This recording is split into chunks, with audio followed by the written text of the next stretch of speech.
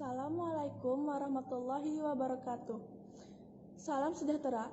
Mula-mula kuring hayang ngedalkeun hatur nuhun ka ibu guru sareng rerencangan kuring anu geus masihan kuring kasempatan pikeun pidato dina berang ieu ngeunaan miara lingkungan.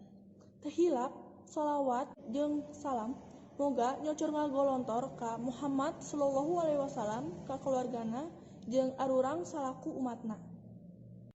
Hadirin anu dipihormat, urang nyaho yen global warming teh nyaeta masalah anu serius pikeun nagara-nagara anu aya di dunia. Global warming teh lumangsung sabab kagiatan manusia anu bisa ngarusak bumi tempat arurang hirup.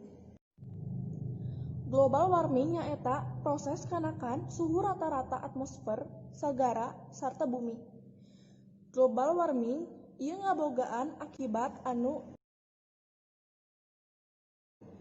pikeun kahirupan di bumi.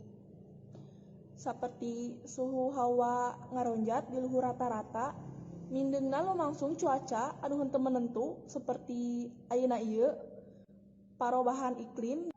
Global warming akibat ti efek imah kaca, kabakaran leuweung jeung sajaban.